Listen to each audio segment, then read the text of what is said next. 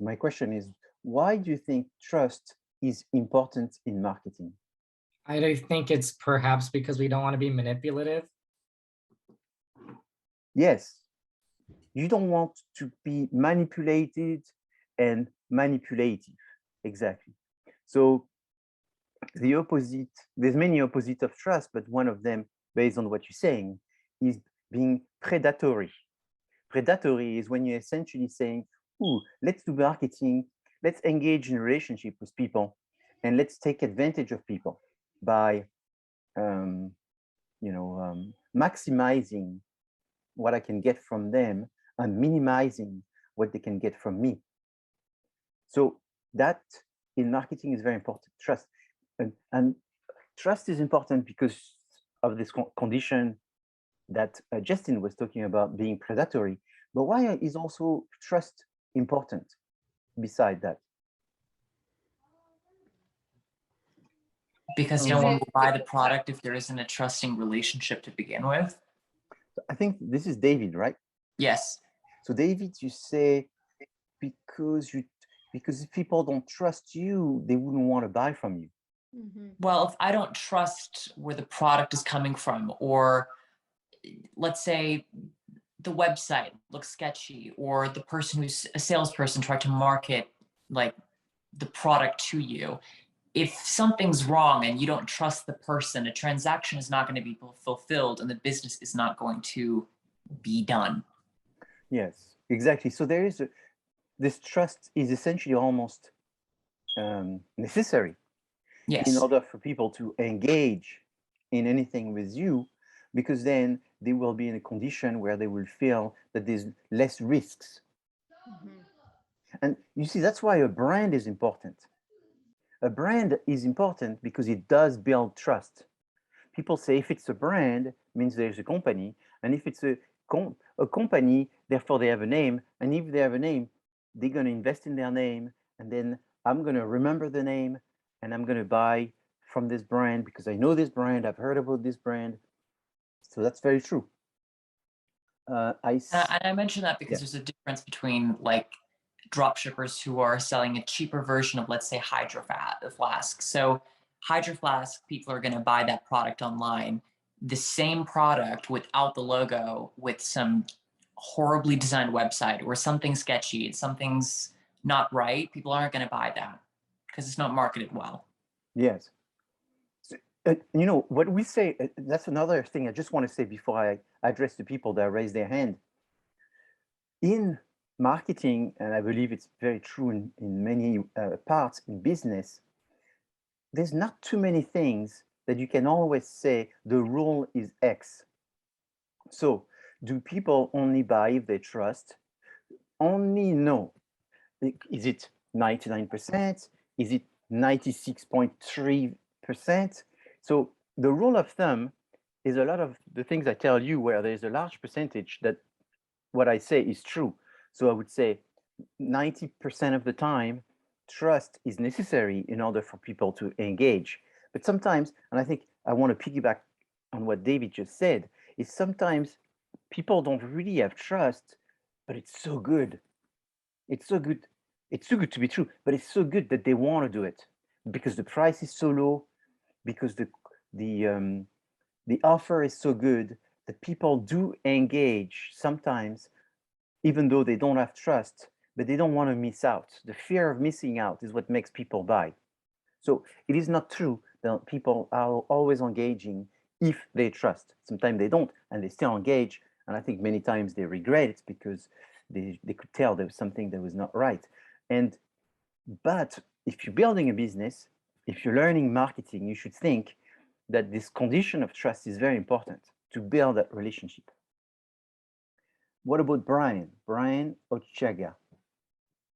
Yeah, I was just going to say that I think trust is also important because you can build like brand loyalty with okay, that's very important. Yeah, customers. Like just to use an example is like Apple products. It's like I think that because I trust like Apple as a company and a corporation and what they're doing, like I'm more susceptible to like buying their products than any other, products that may be releasing that are the same. You know what I mean? Exactly. Actually, Brian, that's a fantastic answer. It's a very, very, very good answer. And I don't assume that you totally know what's the benefit of loyalty, because I'll spend some time talking about this, but would you want to share with us what you think is loyalty? How would you Like define why loyalty is important in a business? Yes, for example.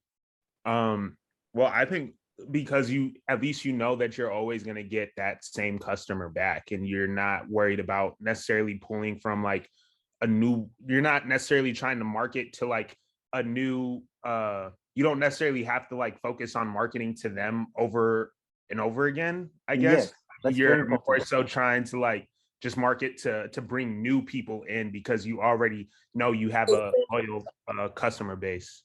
Okay, very good answer. Are you a marketing major?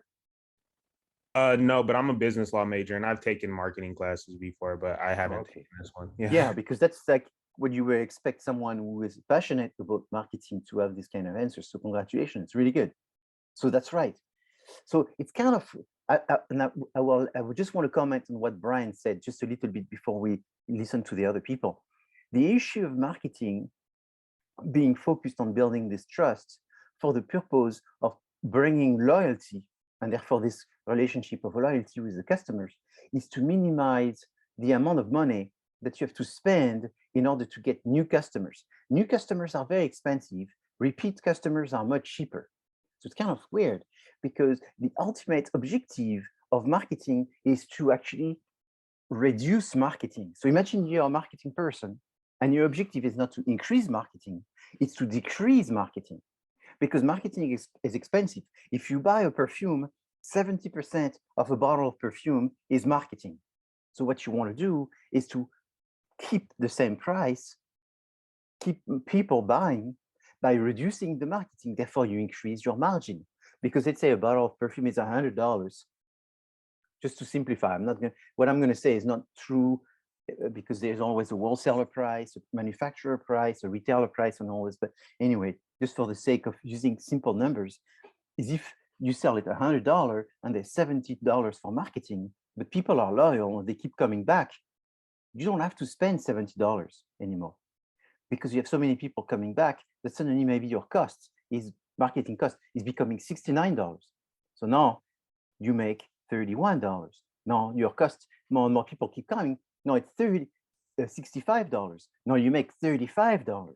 So the more you reduce the marketing, normally the less sales you get, but the more you reduce the marketing because you have loyalty, the more profit you make, and you make the same amount of sales because you have these people that are becoming the fans. And what does that do? That produces the best marketing. And I'll comment on that just in a minute, but I want to hear the next person that was right here. I think Joel got by at this end up for quite a while.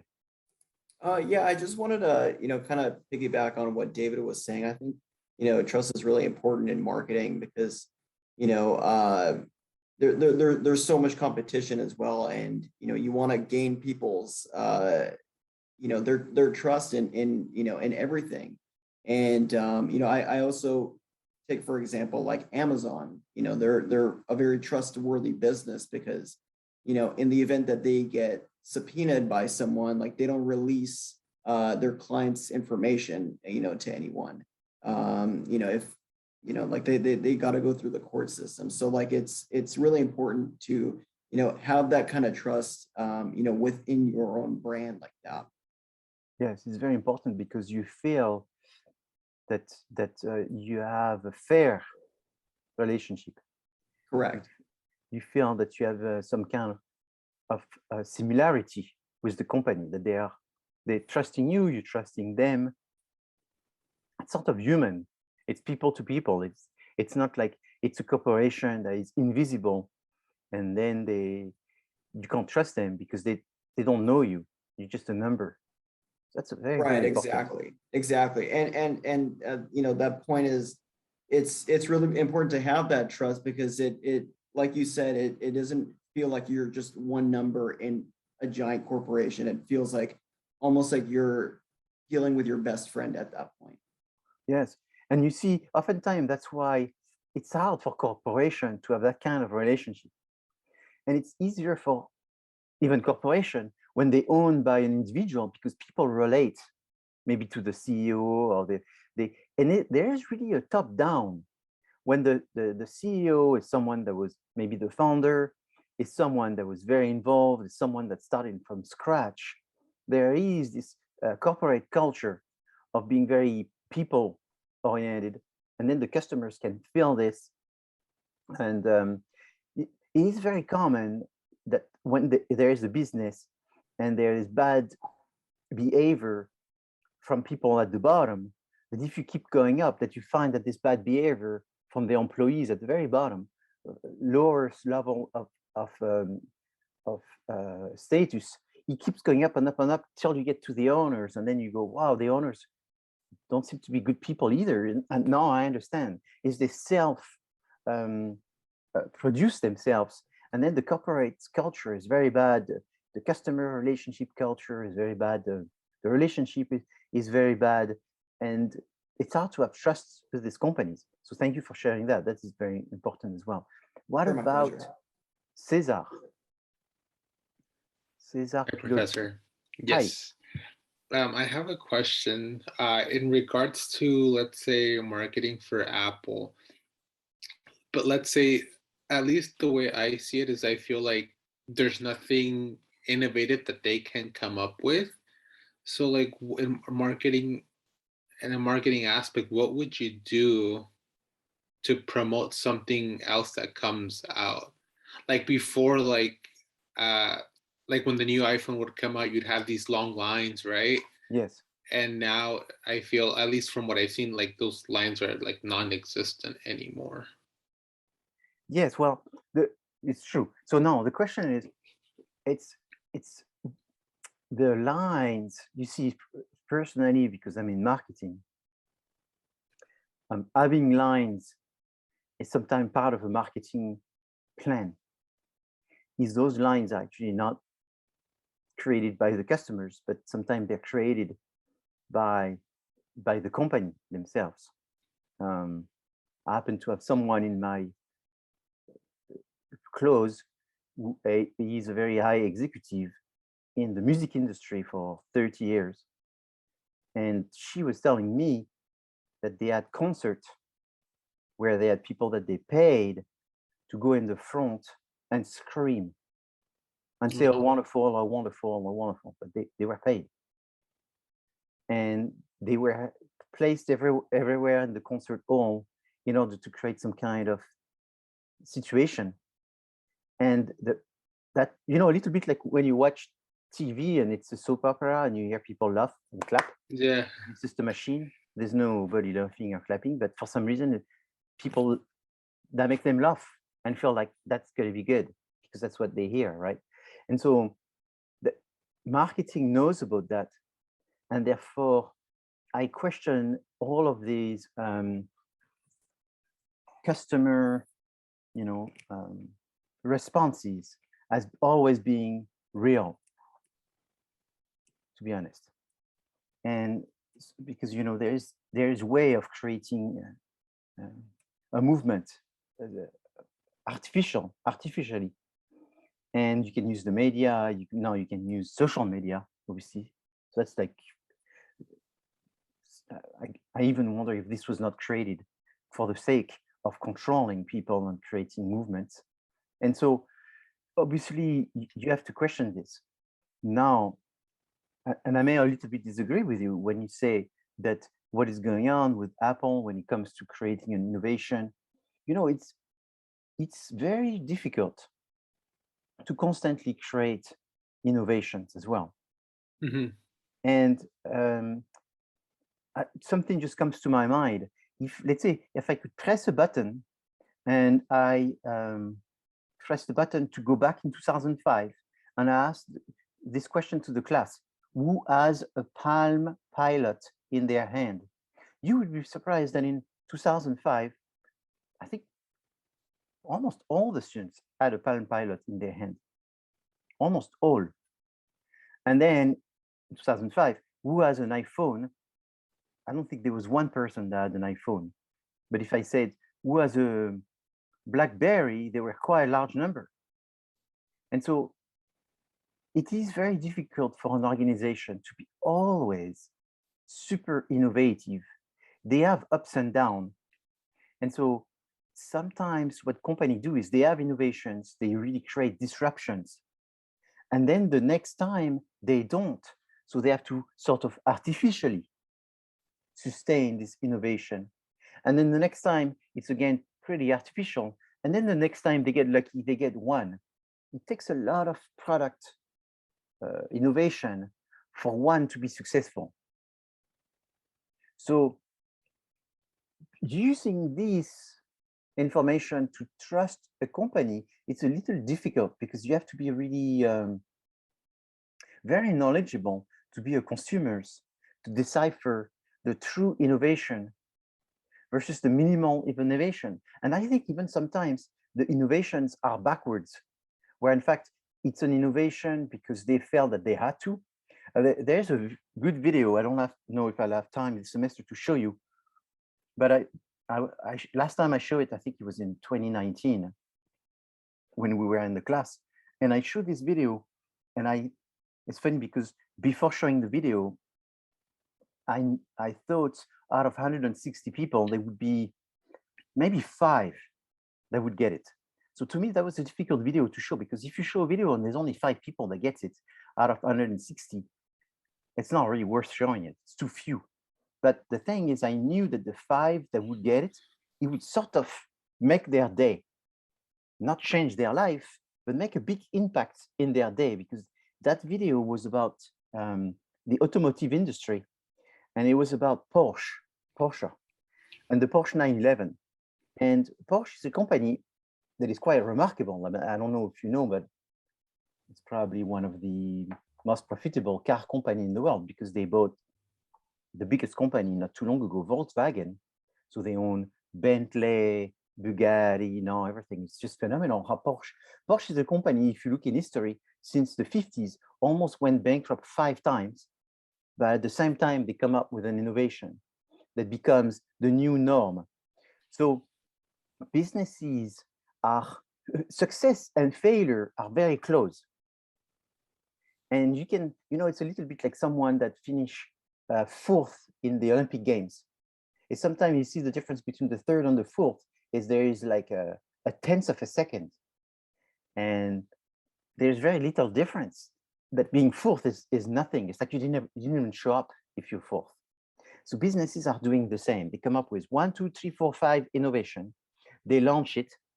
Out of the 5, there's one that works so, and there's 4 that don't work at all. And sometimes out of those 4, there was actually one that was really good for the customers, but for some reason, it was not seen by the customers as being very good. So you have to constantly navigate this point of uncertainty.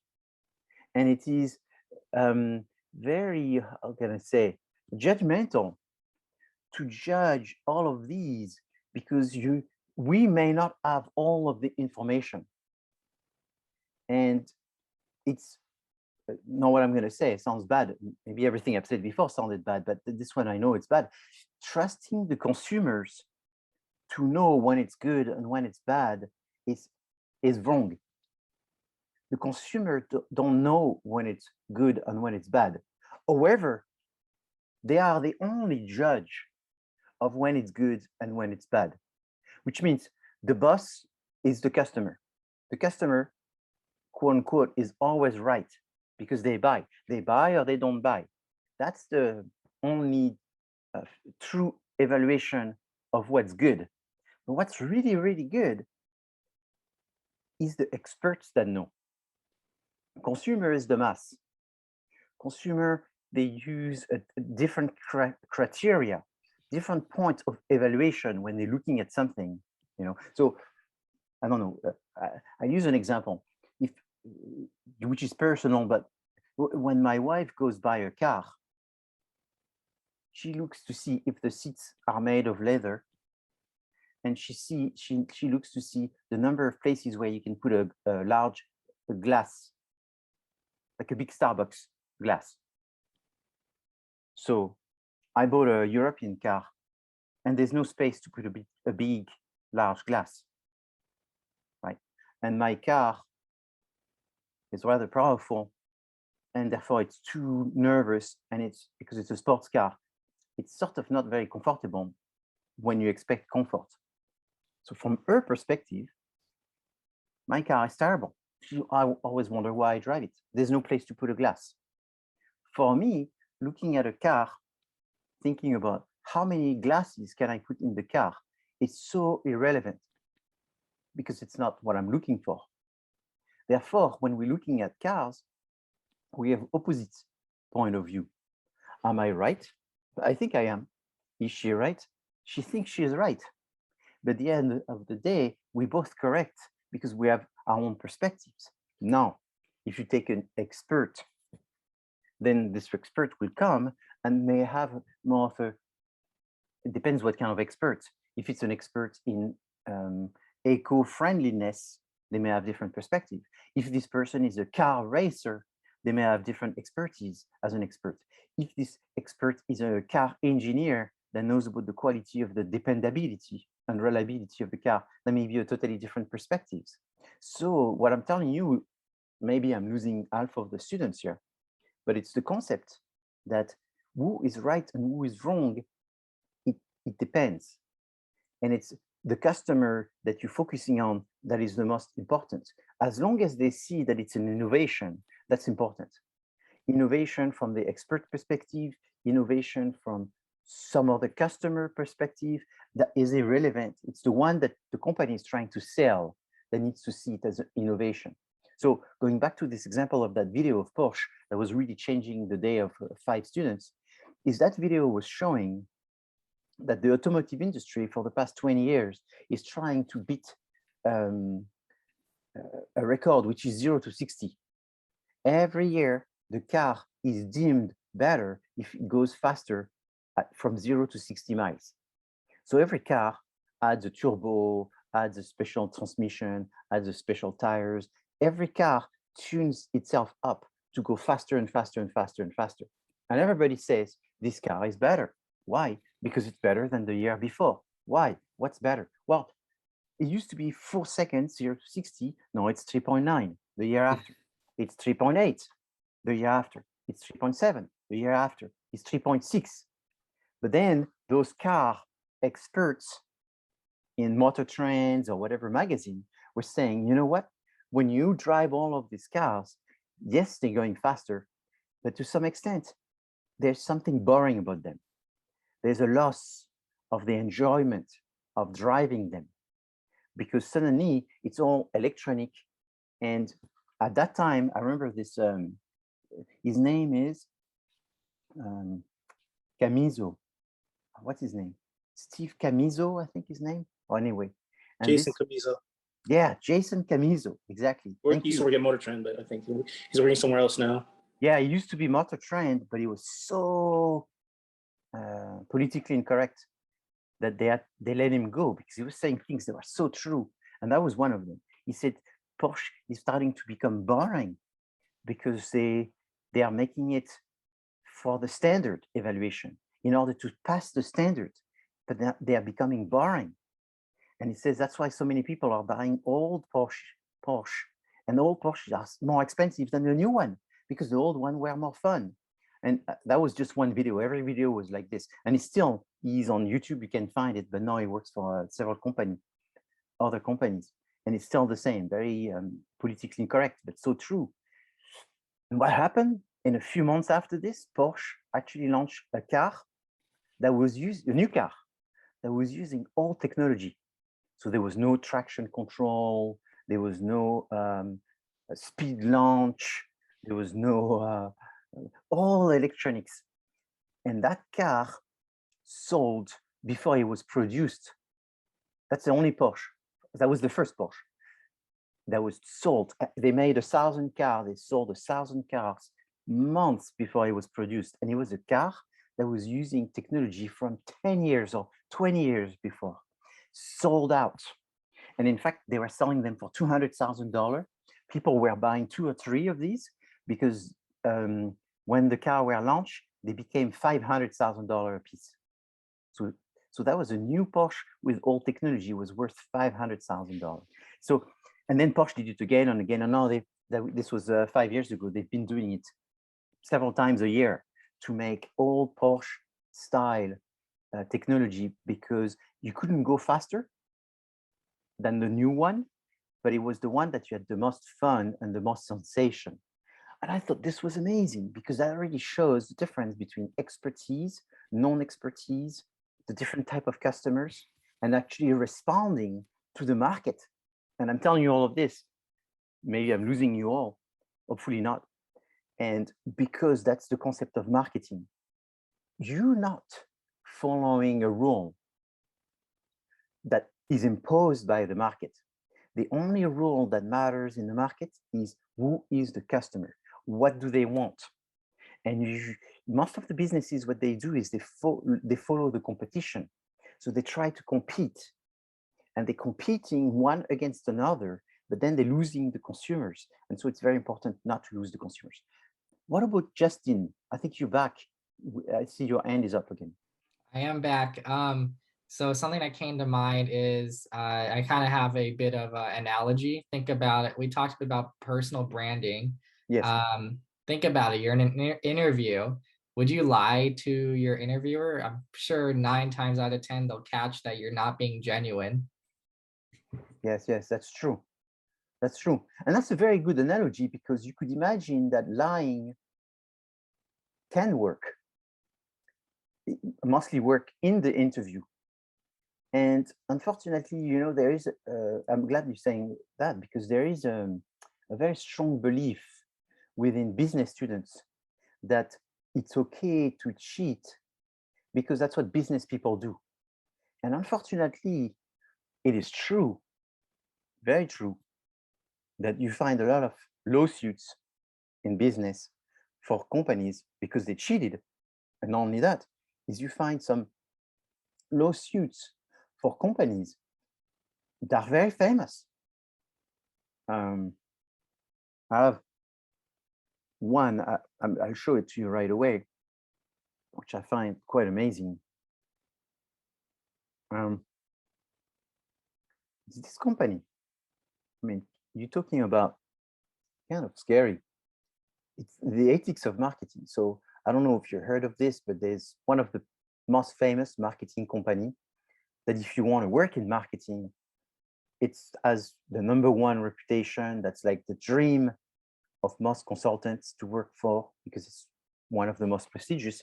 It's called McKinsey, and it's called McKinsey Consulting. So if a student comes and say, oh, I want to work in consulting, would you recommend? I say, well, McKinsey, okay? So, and most business professor and most people will tell you that it's one of the best jobs you could have. Yeah, I'm familiar with the brand. I just had no clue they had a scandal like this. Yes, because it's possible that because they are a marketing company, they know how to not being seen by people. But however, there's a company, oh, and I have a typo, it's called Purdue Pharma. Purdue Pharma is a top 10 pharma company in the world. So it's a large one. There's even the number 30 is huge. So imagine, I think they were number 9. And they're very famous for making drugs that have to do with painkiller, Purdue Pharmacy. And not only that, but they make a product that's been very successful called OxyContin. So if you look at OxyContin, it's not me saying, and so that way you can trust me, is I just Googled it, and you can see all the news, so this is not conspiracy, of Purdue Pharma selling OxyContin. And you can see since I think it was November 2020, they have a lawsuit against the government, because what they did, essentially, just to summarize it, I mean, and be careful, this is several $billion lawsuit. Because I'm a professor, I can be telling you what's going on and make a mistake. They won't sue me. I'm only trying to work in education. I'm not trying to disparage anyone. But the idea is they essentially created a painkiller that has drug inside, a real, I mean, most painkiller have drug, but the amount of drug that there is in this painkiller, it's like it's like you buying what's illegal, essentially. You know, you buying cocaine or you buying Oxycontin. It's not that different. And so they found a way of selling legally something that is mostly considered illegal. And they did it in a large scale to the point that they sold it for several billions of dollars. And many thousands of doctors were very happy to prescribe it. And the patients were very happy to prescribe it. And the company that was doing the marketing for them is McKinsey, which is a company that is so large that you may find that they are behind a lot of big famous products. I mean, you just name a famous product and there's a big chance that they're also behind it. And so they sold this product and all that, but the big problem is that what McKinsey did, and that's what's coming true, and it's taking years because McKinsey has been caught in the middle of this for a year, but you know, justice takes a long time. Is now they're finding out that McKinsey was giving incentives to distributors like CVS pharmacy and big pharmacy like this for, and it's kind of horrible to say, but for having given the drug to someone that actually died of an overdose. So if you died using this medicine, Purdue would actually give the company a financial incentives for having essentially hurt as many people as possible using the medicine, which meant that they were really prescribing a lot of it. So obviously all of this is under investigation. It may be several years, but McKinsey has already paid close to $1 billion in just the past few months in legal fees for a number of things that they did with this. So I guess the bill is going to keep on going. I don't know, the worst I've had in my life is excess speed driving, and that was like $100, $200. I thought that was rough, but $1 billion, that's going to be, you got to do something nasty when you get a fine from the government for $1 billion. And what was interesting is they didn't fight it or appeal it. They actually paid it just to move on.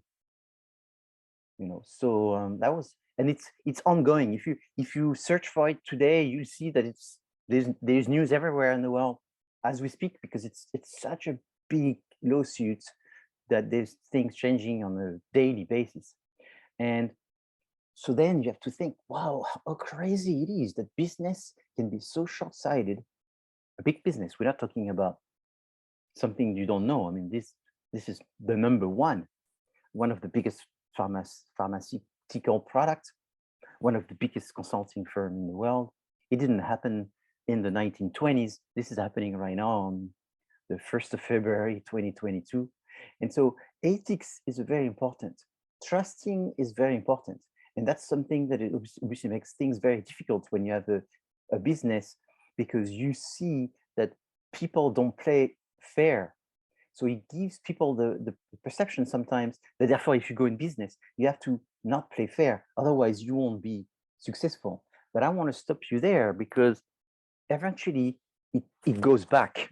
Eventually it comes around. Like Justin said, like a bad interview where you lied, eventually it comes back. Another one that students have heard, because it's kind of, I don't think it's fun for the people that got caught in it. But I mean, it's not as horrible as the Oxycontin, at least. It's the Fire Festival, which was a festival that was one of those big Coachella on an island, and people paid and there was nothing on this island besides some tents, and people went there and stayed in the tents. But there's many different issues with ethics, such as Monsanto, which is a company that is used to be one of the largest companies in the world that was selling all kinds of products that have so many lawsuits as well that you can easily find, and their products are very popular that people are using and so forth, and they're working, and they've been purchased during this whole time by another big German company called Bayer that actually bought them, which created a situation where there's ethical situation also in terms of business. So business is not all about profit. It's not all about short term. Business should be about trust. Business should be about the time it takes to build a relationship. And that's very much the purpose of marketing. Yes, David, I think you have a question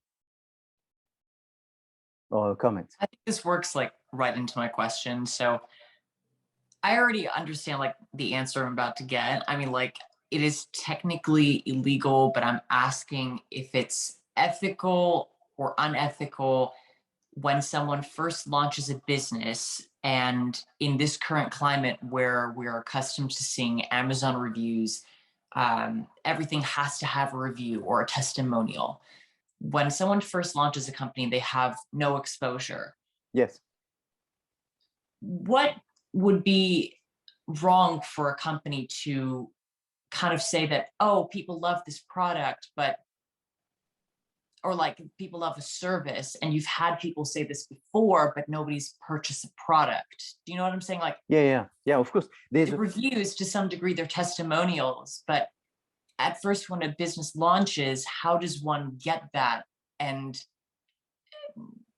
I'm not sure how to phrase this question. Yeah. So this is very important because you see, a lot of time I help small businesses and new businesses. And you're right, because now we are at the time of where people are using peer in order to make decisions, and they have access. I mean, peer in order to make decisions has existed for 40 or 50 years, but it's the accessibility that's tremendously become very easy to get. You know, there was consumer reports before, but you had to go buy a magazine or you had to go to some kind of library and all this. Now you can get it just from your phone in a matter of seconds. So we see that has a huge impact. In addition, you could also have, sometimes it's not fair what the customers could do, is someone could have a negative perception, and the negative perception could look bigger than the positive perception. So I was looking at another professor who I was reviewing, because I'm a senior professor, so I review junior people. And he had one student's evaluation that was terrible. It was like a 5, it was like 2.6 or something like that. You know, it's really bad. But then I looked, it was a class where there were 34 students, and he only had 3 students that rated that professor. So 3 students that were not happy, they gave a bad grade to that professor.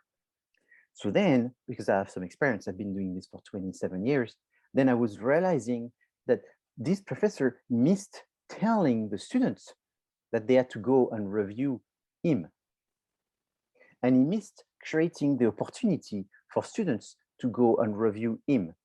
Therefore, it was only the 3 students out of the 34 that were very upset for some reason with that professor. And therefore, they went and reviewed him voluntarily. And therefore, it was 3 out of 34, which 31 were very happy, and 3 were not happy at all. If you took this not happy at all plus the happy, my guess is it could have been 4.5, which is very good. But here it looked like 2.6. It looked very bad. So that's the answer to your question. Exactly the same. I will tell you how.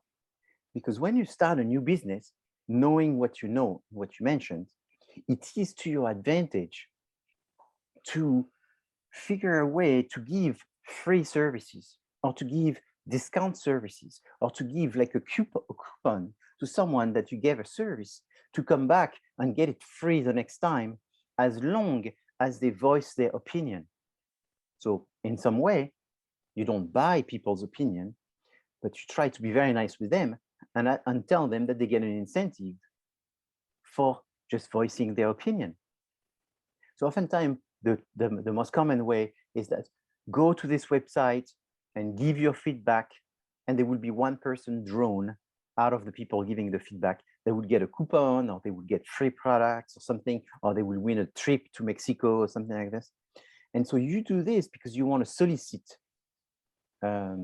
feedback in order to use this feedback and build that feedback as soon as possible.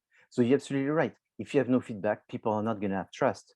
So you need to solicit it. You need to solicit it by giving people incentives. So if you give people incentive, or you give something free to them or extra to them, they're more likely to give feedback. And because you are nice to them, they're more likely to give good feedback.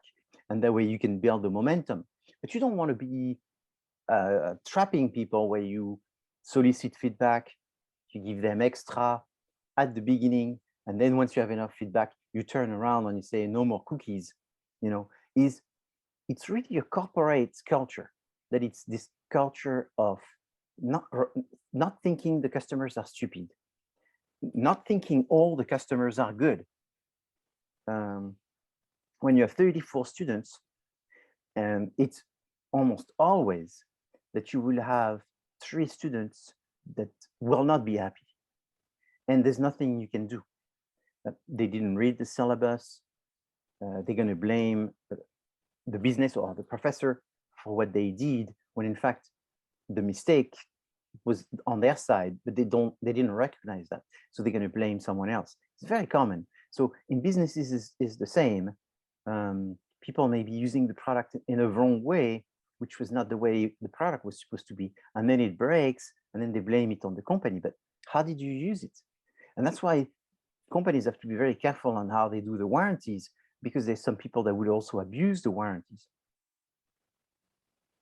Does that answer your question, Dave? Yes, it does. Thank you. So I thank you for your question. I try to be as detailed as possible. I try to be as real as possible.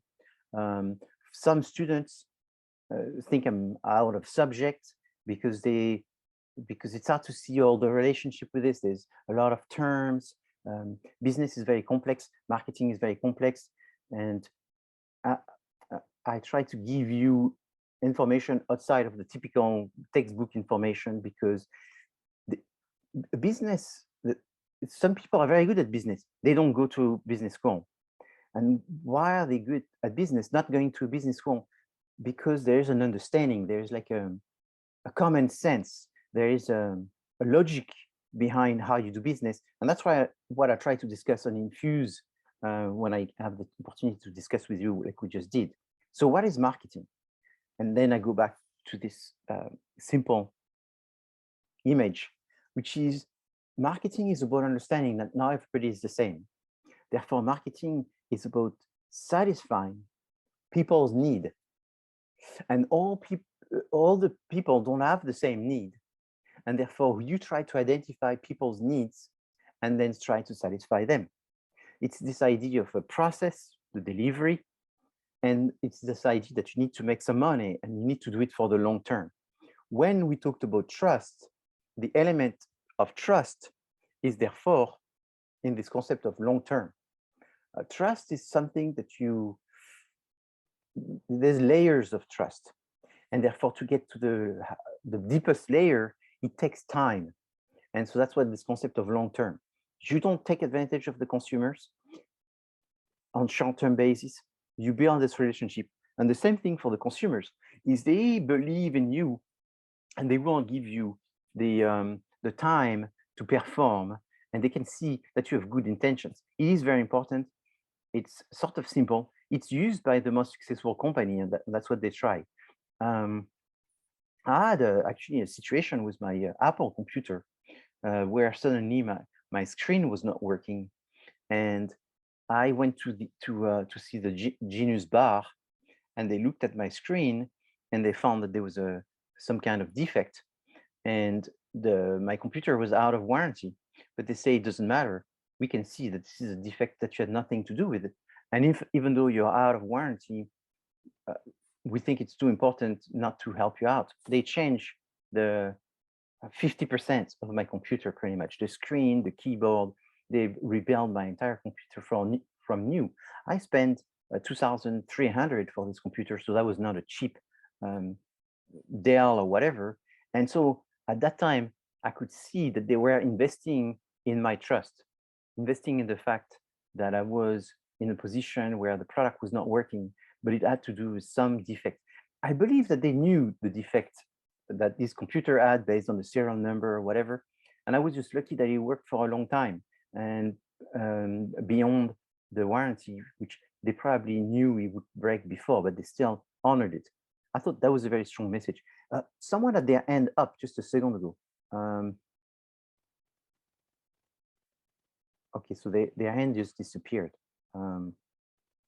Hopefully, maybe I answered your question. I don't know. Let me check the chat room. Oh my God, the chat room, everybody were very busy. So you worked on your group. Okay, very good. So let me talk about the group since we're here.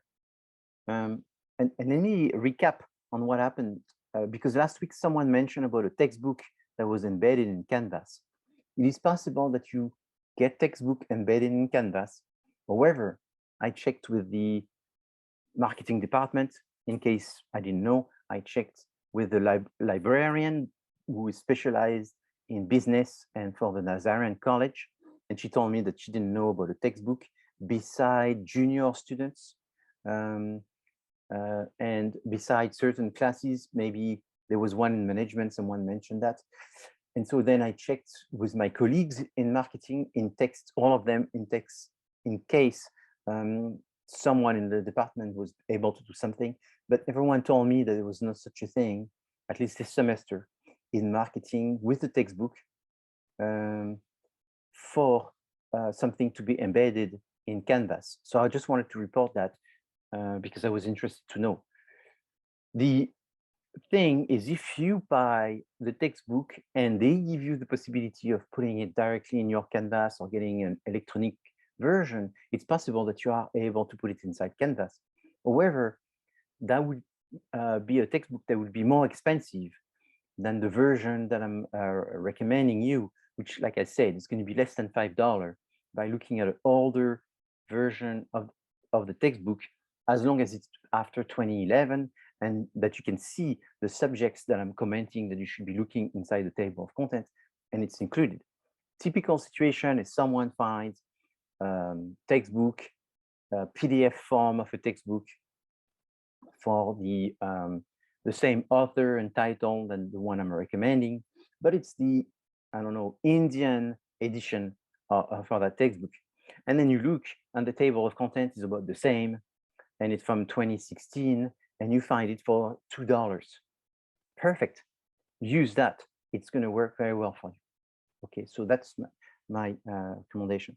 Another thing is people have sent me emails, and there were quite a number of emails that where the answer was inside the syllabus. So it's not like I don't want to answer you, but it's for the sake of being efficient. And some of them were on the first page of the syllabus. So it was not like, it was far to go inside the syllabus to find. But read the syllabus. It's very much your responsibility to read the syllabus. It's going to make things easier. The next thing is making groups. So you need to make a group of 5 minimum and 6 maximum. Many people have made groups because I saw that people have been inside Canvas. So I tell you what I saw is they created group set inside Canvas where they went to Canvas, then they selected the course from their navigation, then they clicked on people, and in the course menu, they went to what's called group set. So they created the group like this, and they let people join each other and all that. How are you doing with groups? Very well. Good. Well organized. Okay, so that's fantastic. And try to use again today the chat room. Go on Canvas, look inside the group sets to see if anyone is missing, like 1 person, 2 person. Try to join the groups that way. Use Canvas. I mean, Canvas seems to be becoming the go-to place where we all go and find solutions for organizing ourselves in order to get through the classes. So I recommend you do this. If you don't see a space in a group, then create your own set. Are there any questions inside chat? Because we got like 40 messages inside the chat. Anyone ask me something that I didn't answer? I see a lot of people use Discord. That's also interesting. I'm not so familiar with Discord. What is Discord? Can someone tell me?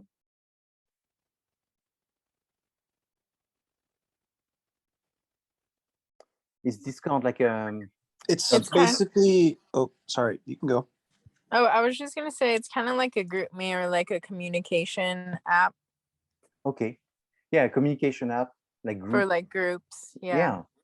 Yeah, so I see this in the other classes and all that. That's very interesting. Wonderful. So yeah, use Discord. You,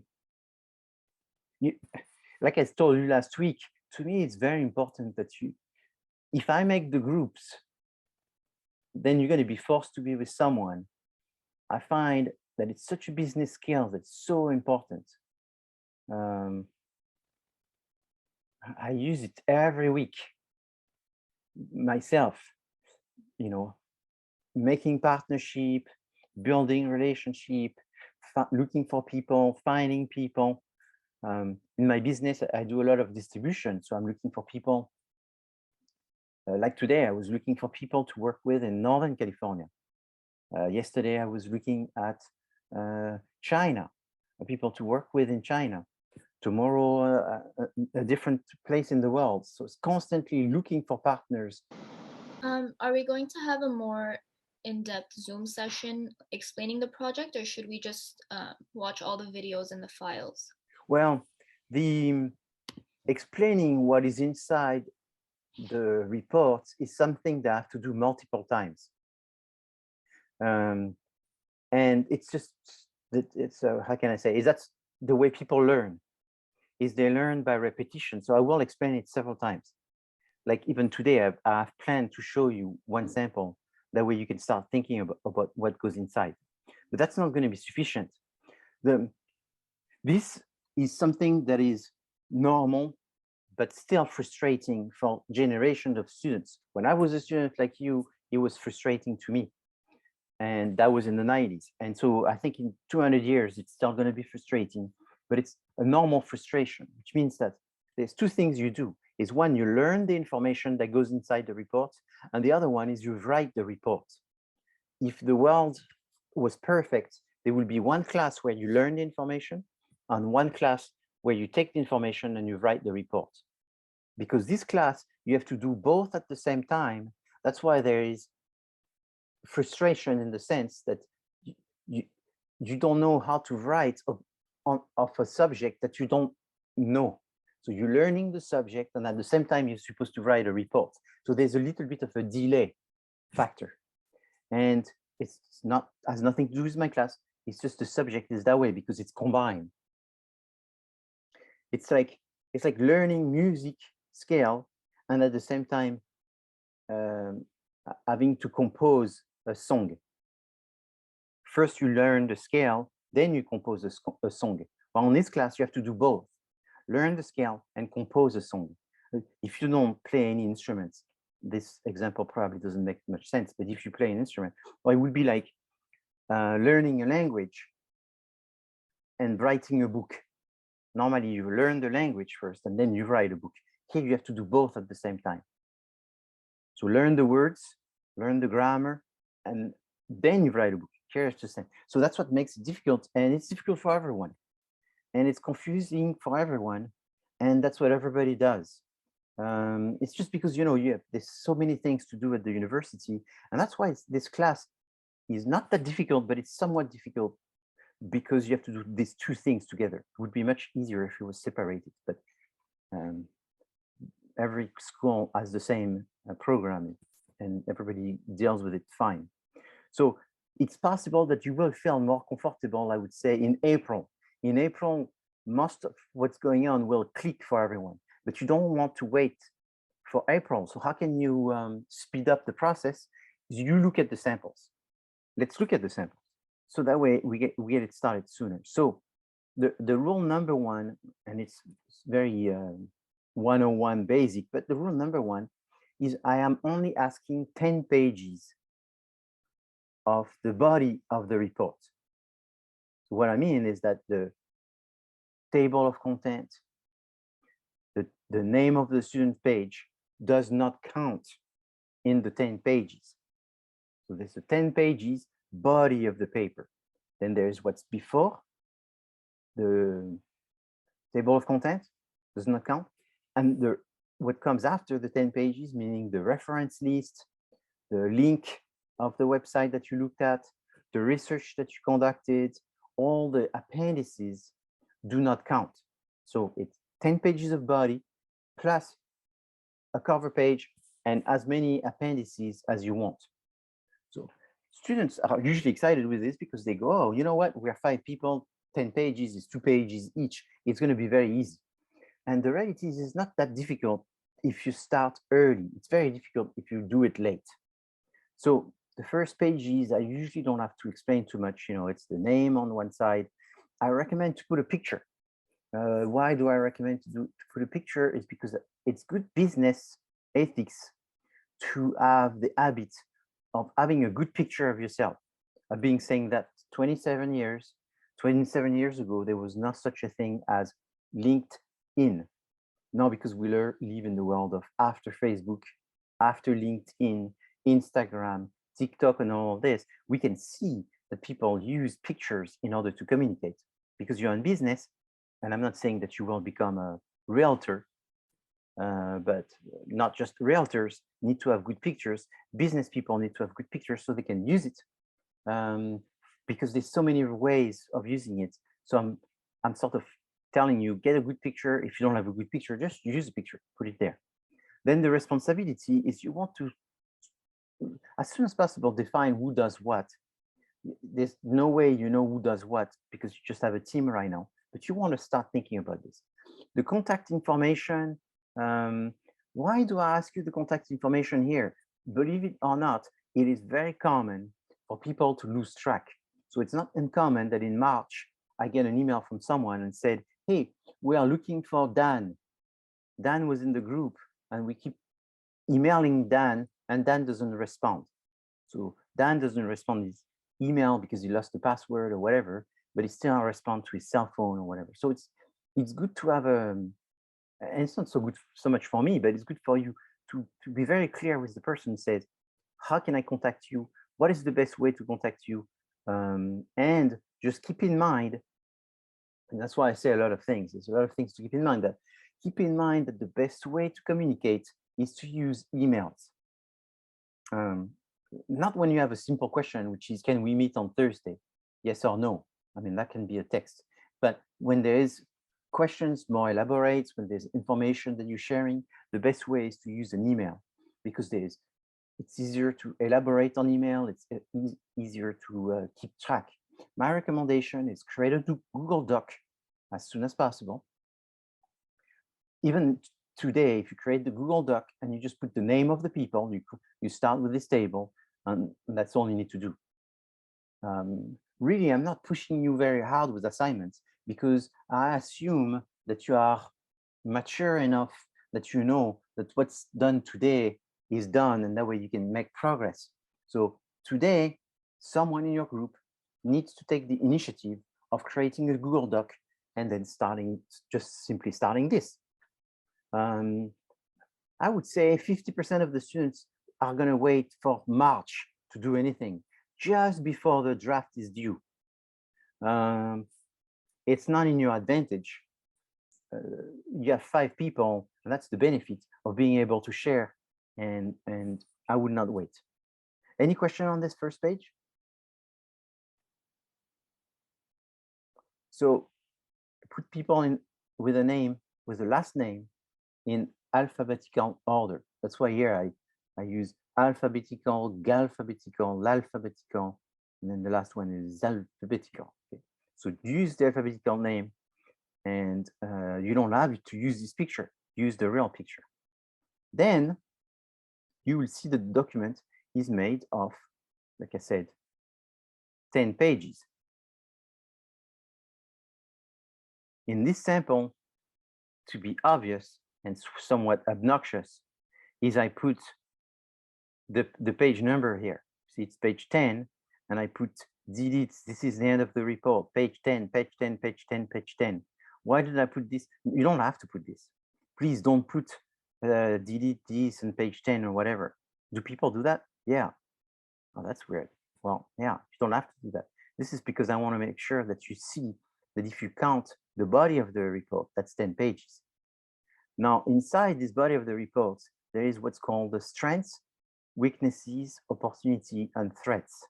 those 4 words will take 60%, maybe more, of your time between now and May.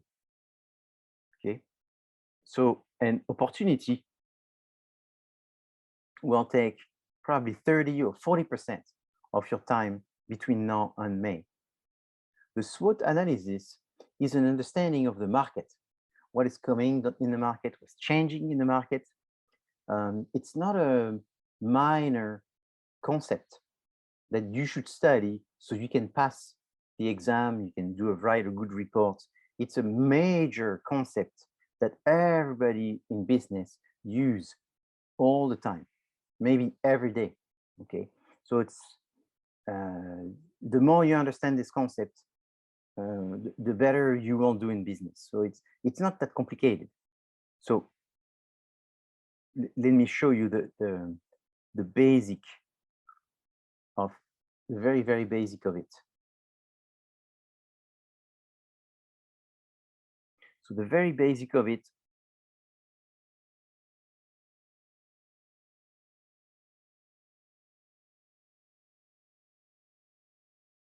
is this.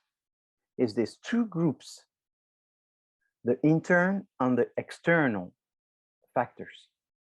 The internal factors are strengths and weaknesses.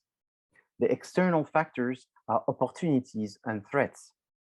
So internal factors is the analysis of the company itself. So the company that you are analyzing is called A2 Milk. The website of this company is called a2milk.com. This is the one company that every group is going to be looking at this semester. So you're going to look at the strengths, those company strengths, and those company weaknesses. The typical strengths is, do people know it? Has it been in business for a long time? Is it distributed in a lot of states? Is it selling more and more? Is the product receiving high reviews? Okay, that's the typical strength. Typical weaknesses is maybe they have some lawsuits, or maybe because it's personal, maybe they have some decreasing sales, maybe they have some complaints about the products, maybe they don't have a budget, maybe they don't have a big market share, maybe people don't know it much. Okay. Do you have any question about the strengths and weaknesses? So the strengths and weaknesses are important because it's like you as a person should do a SWOT for yourself. What am I good at and what am I not good at? And based on this, then you look at what are the opportunities. I'm good at math and I'm not good at writing. So maybe I should be in accounting, finance. The opposite, I'm bad at math, but I'm good at writing. So maybe I should be in marketing, business law, management. Okay. Now, are there any jobs in marketing? Yes. Jobs in marketing are growing. Jobs in management are growing too. And jobs in finance are growing. Therefore, all of these are opportunities.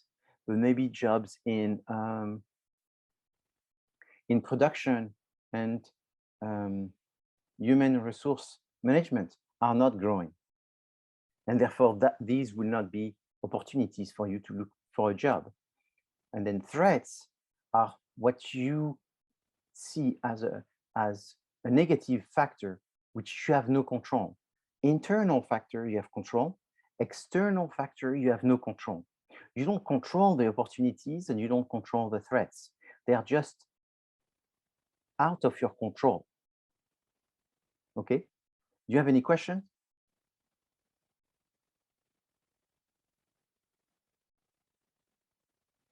Okay, excellent. So what we'll do is let's take a break because I've been speaking a long time. I don't want you to lose your concentration on here. Let's take a break for 15 minutes. And I see it's 5:19. So let's say 5:30 5:35 or something like this, 5:35, I will come back. And then when I come back, I will jump back into this and show you more examples and all that. Okay. Yes, Pereni, I see that you have a question, and Grace as well. But you know, yes, quick question. For the pack bag, is it just because when I looked at it, is it just the one question we're asking and then 2 responses, right? yes, it's one question discussion. Yeah. So go beyond just asking a question. You know, it's like, why is the sky blue? No, that's not enough. Or why Amazon has been successful. You know, so you need to discuss. And then 2 comments. And the 2 comments have to be on someone else. Yeah. Discussion. Yes. So we just ask any questions we want, and then we do a discussion on the bottom, and then also 2 comments, right? That's right. Okay. Yes. Thank you. You're welcome. Professor, I have a question. The discussion aspect of it, is it kind of like attempting to answer the question? Yes, exactly. Is you give your point of view. Okay. And that way people can see a subject that you find interesting. And then what happens is some people will have more comments. Okay. Because they found a subject that is interesting to be commented on. And some people will have some comments, they will have an opinion, and people look at it and go, nah, not that interesting. I don't want to comment on that. But I saw this thing, that's what I want to comment on. Got it. Thank you, Professor. Good. What about you, Grace? Yeah, I was gonna ask, in the reports that we're doing, will we be conducting one of those BCG matrices for the company? Yeah. Yes. Oh, cool. Yeah, you will. Yes, I mean, it's a tool. You know, it's like, imagine I'm teaching you how to fix a car, and this car needs a new windshield. You may be using certain tools. Versus if I tell you you need to change the brakes, maybe it's different tools. So BCG is a tool, but it's a tool that it's not systematically used. It's not like for example, thank you for asking this question. The SWOT is something that you use systematically, but not the BCG. If I have to give you a number, the SWOT is 100% of the time, and the BCG is 90% of the time. So it's still pretty high. So that's why my answer is yes, but I wanted to give you a little bit more detail and for you to see that there's different weight of tool. You know, it's like a screwdriver. It's very rare that a screwdriver is not used when you're fixing something. It's so commonly used. So that's like the SWOT analysis. Oh yeah, I was just asking if we're going to use multiple, different things. Yeah, multiple, and you will see in the samples that you may see a BCG, because the BCG matrix takes a lot of space. So I don't recommend students, when something is like a big table, for example, to put it inside the 10 pages report, because it takes a lot of space. And in April, the email I get from students is, Professor, 10 pages is not enough. And then I look at it and say, yeah, but you have like 3 pages of table. Put them into the appendices, and now you've just freed 3 pages. Thank you. Okay, you're welcome. One more thing. So you're saying that if you already in the business, it's not an opportunity. Like let's say you selling I don't know, like Sprite. Mineral water. Yeah, mineral water. Yeah. So if you already in the mineral water business, it's not an opportunity? No, that's not what I said. So let me rephrase it. What I'm saying is that a good opportunity is not an opportunity that justify a past decision. It's like, imagine you're doing Coca-Cola, to take a big example, and you a consultant, or you work for Coca-Cola, and then they pay you hundreds of thousands of dollars to improve Coca-Cola, and then you tell them that the opportunity is to sell sweet soda, because there's more and more people that want sweet soda. Or you tell Apple that the opportunity is to sell laptops, or you tell Nike that the opportunity is to sell sports shoes. Why is this not useful to these companies? It's like me telling you, do you want to make more money? Why don't you go to school and get a bachelor? It's not helpful to tell someone to do something that they already do. I understand what you're saying, but like if there's an increase in what you already doing, can't you just say like you're just taking advantage, you're still taking advantage of an opportunity by producing more, or like no, because telling to Nike that people are buying more and more sports shoes is it's what? It's acceptable, but it's not sufficient. Acceptable in the sense that you have to tell them if people are buying more shoes or less sports shoes, because it's an indicator of the direction that it goes. However, you have to be more specific, because you may tell them that people want more green shoes.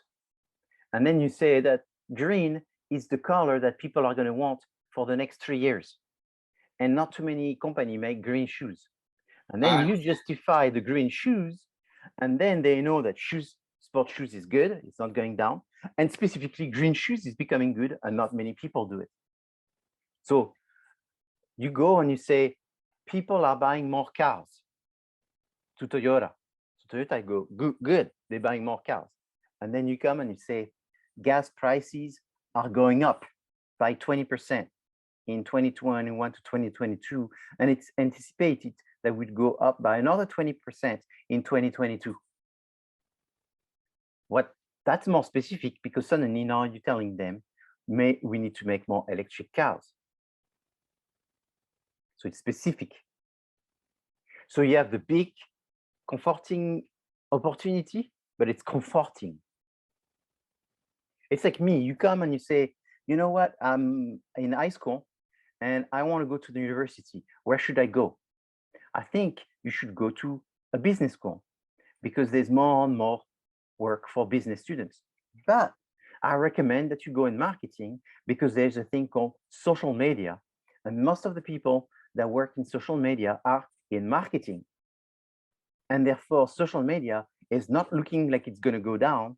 And therefore, by picking marketing, you will be in business, but more specifically on a field which, based on the opportunity of social media, is going to be more valuable. So you have the big picture and you have the specific picture. What students oftentimes make the mistake is, by just finding big pictures, they're going to be done. So A2 milk, they make milk. Oh, the opportunity is people love milk. They want more milk. But that doesn't help A2 milk. It's only sort of comfort what they are doing. But it doesn't help them do the next thing. You know, it's like if you go see Drake and you say, hey, Drake, I think you should sing some rap. I think you should sing more rap. Drake is not going to say, wow, I think you told me something brilliant. That's awesome. Maybe I should be singing more rap. He already knows not to sing rock and roll. Why he knows not to sing rock and roll? Because rock and roll is a decreasing music genre. Rap is an increasing music genre. But if someone is in rap and they're going to try to become a rapper, by telling them that they need to sing rap, you don't help them. Is you tell them what they already know. It's like you go to see the doctor and you're coughing, and the doctor looks at you and says, I know what you have. You're coughing. And you say, yeah, thank you. You confirming what I already know. Tell me something I don't know. Why am I coughing? How to stop me coughing? You see what I'm trying to say? So the doctor is like a consultant. He's the one that's going to tell you what to do next. So when a company gives you the responsibility of telling them what to do next, you cannot confirm what they are doing today and what they've been doing for the past 30 years. Otherwise, you're wasting their time. You can confirm it. It's not unacceptable. But if all you do is confirm, it's not useful. So just as the last point, and I don't want to overdrill it because you're going to think I'm crazy, but let's say you go see someone that reads the crystal ball. You could see someone that reads a crystal ball to tell them what's going to happen tomorrow or next year. In my case, I'm married, I have 2 kids, okay? Then I say nothing or whatever. I go in there and say, so what's going to happen to me tomorrow? Well, I see that you're married. Okay, fine. I already know. Okay. How much am I paying you to find out what I already know? And I see that you have 2 kids. And what else do you see? What about my life tomorrow? You know? And I see that you love your 2 kids. Okay, I know. And I see you're married and you love your wife. Yes, okay, fine. All right. You see it? So as a consultant, you need to tell them about the future. But it's not, no, don't think that you do research by looking at a crystal ball. That was just an analogy. You don't, in marketing, you only use a crystal ball and you go, and you have candles around you and you guess things. No, you have to do real research, and it's based on objective data. Like gas prices are going to go up because this and the barrel of petroleum and embargo there. So it's based on multiple characteristics that makes you make an estimation that is more likely to be true. There is a level of confidence. And so research for A2 milk, and that's what's very difficult. And it's kind of what I'm going to tell you right now is going to terrify you. In 1 month, we will still be talking about what I'm talking right now. I've done it 27 years and I just know opportunities are very hard to find. Justifying what has happened is easy. Justifying or arguing about what will happen is very, very difficult. And why are we doing that? Are you teaching us to be fortune teller? No. Marketing is about studying the market in order to anticipate changes that you can take advantage of. I mean, it's kind of crazy. I'm going to tell you several stories, but I have students that are in music. They are like 30 years old in the music industry. They do an MBA. When was this? I think it was in 2012. I told them that there was a festival called Coachella. None of them had heard about it. And I told them that they should go to Coachella. True story. When I told them that, they laugh at my face. They say, oh, professor, you're just a professor, you don't know. I told them that in 2013, and then there was one that says, oh, maybe I go, but it's not necessary. Now, if I ask them, not now, because now it's sort of a mess, obviously. But 3 years ago, when I asked who's going to Coachella, I have 34 students. They all go to Coachella. Things change. How did I know about this? Is because this was a festival that was very well organized, they had great support and all this. No, another true story. This was when was this? Maybe 2014 or something like that. 2014, there's a student that come and say, hey, professor, have you heard of Bitcoin? And I said, yeah, I heard of Bitcoin. He said, what do you think about it? I mean, it's $1 or something. Should I buy? Right? Should I buy? Should I buy? I don't know what to do. It's $1.22. A Bitcoin. Should I buy? Okay. So that's what business is about, is you have to guess. You have to make guesses. But they're not guess like, I forgot how you say this in English, like mini, mo. You take risks? What? You mean take risks? Yeah, but the guess. I feel like guessing is gambling. Yeah, but you have to make guess which are estimation based on objective criteria. They are not gambling guess. So hypothesis. Well, what happens is you have guess which are gambling on one side of the spectrum, and the other side is research procrastination. So it's someone that wants certainty. When you make an investment in business, 100% certainty does not exist. And therefore, you are going to procrastinate to get to it, but it's never going to happen, one side. And the other side is gambling. Is close your eyes and hope for the best. And therefore, good decision is somewhere in the middle. Is you look for data, you research for data, and then you make a decision. So I know Grace has a question, but before I answer her question, the first four subjects that are in the textbook, in any marketing textbook, are always the same. Marketing research, environmental research, so research of the environment, research of the market, and strategy. These three are the chicken and the egg.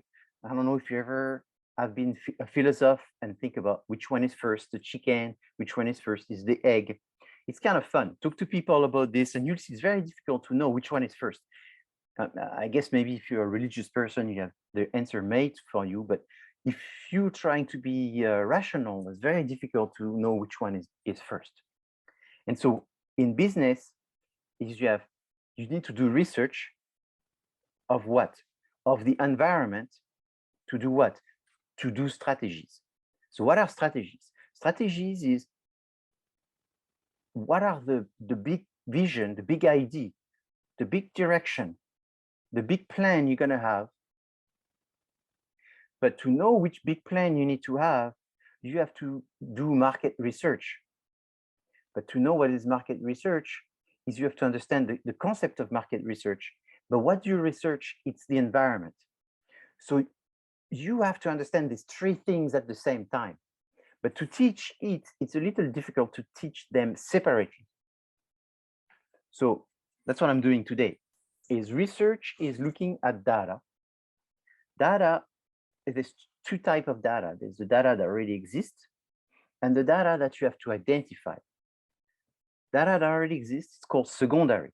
So Google search is secondary data. Can you have answer to your questions, which are solid answer, objective answer, or rather objective, and that is sufficient for you to make decision just from a Google search? Yes. Oftentimes, it's not sufficient. So then you have to collect data yourself.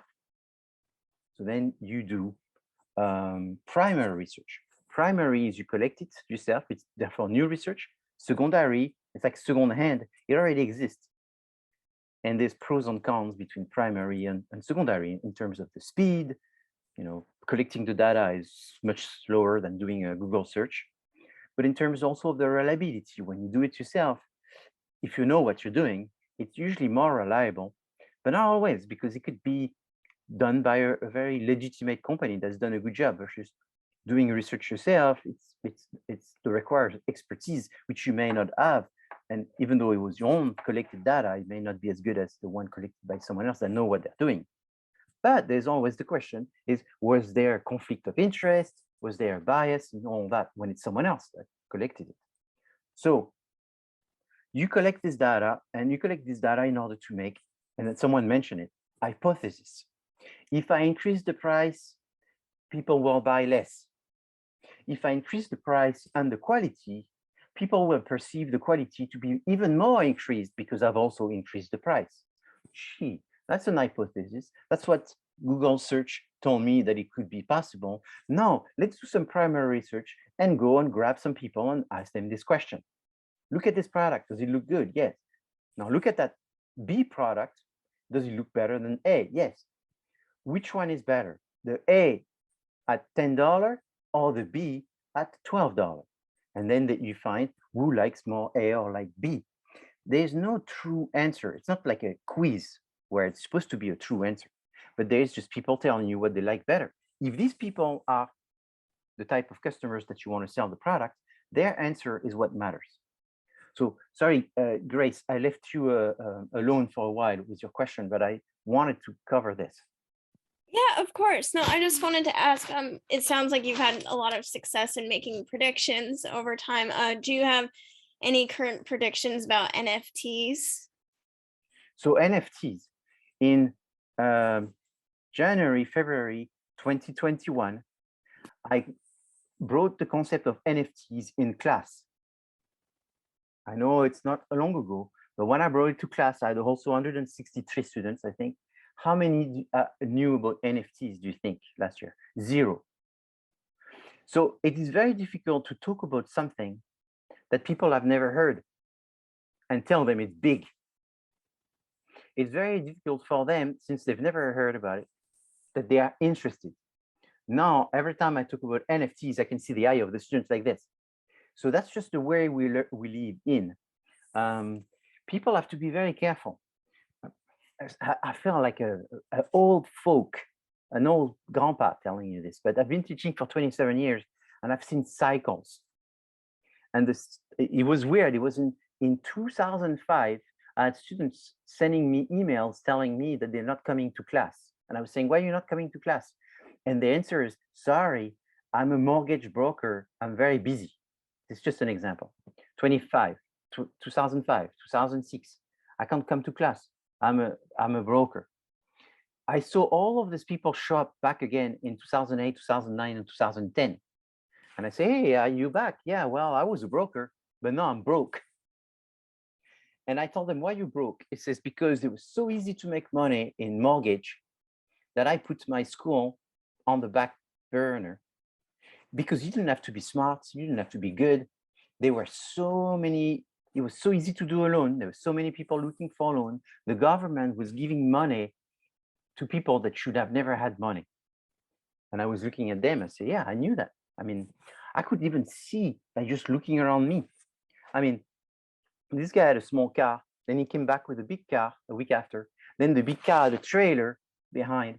And 2 weeks after, on the trailer, he had a boat. And I was like, whoa, it's America. We're all rich. It was weird. And all you had is, all you needed is 2 fingers just to be able to sign. If you could sign, it was sign on drive and sign on peak. It was beautiful. But I knew there was something not right. So the problem is with the Bitcoin and the NFTs, it's sort of the same. So what do you mean? My belief is Bitcoin is like, is a little bit like, you know, when you come to a party and the party is over. It's sort of the party is over, which means that very few people gained, and the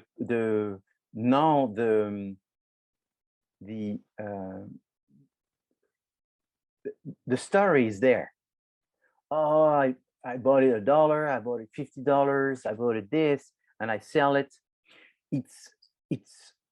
There was a time where I think it was amazing, and it was great to be able to grab them when they were worth nothing. Now everything became more complicated.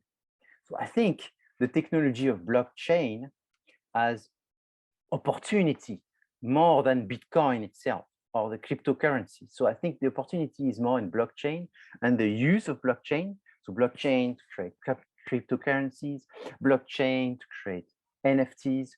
In 2 or 3 months, it's going to be blockchain to create whatever. So I think it's very important to follow blockchain to see what's the new change. And the new change probably will have to do with the metaverse that will create a huge opportunity. I think the metaverse will bring opportunities like the internet in 93, 94, 95 brought to the world. I think there's going to be a lot of sadness from the metaverse as well, in terms of the way the humanity will change because of that new technology. No question about this, depression and all this and all that. And it's going to be, you know, a lot of people that will need to be bailed out from this because they're going to lose themselves in this virtual world. I mean, we already live in the virtual world. The virtual world has started since the TV started, since the radio started, since the phone started, since communication became mass communication. So the virtual world started a long time ago. I mean, reading books still you started through the virtual world. So it's been a long time, but I think it's the speed that we're going to go into a virtual world is a little bit like the difference from a horse and from a train. What the train changed compared to the world of the horses, I think the world of the metaverse will change compared to the world of the internet. The internet is going to be multiplied by 50 or whatever we think the internet is doing. Or like the difference between a phone and a smartphone. Huge, tremendous, huge difference. So I think the metaverse and the use of blockchain has more opportunities, but the thing is I can't tell you what so much because I'm actually doing some research on all this, but anyway, I can't tell you what's the next big thing. I told students a year ago, it was the NFTs, but the problem with the NFTs is we're talking about gambling. It's gambling.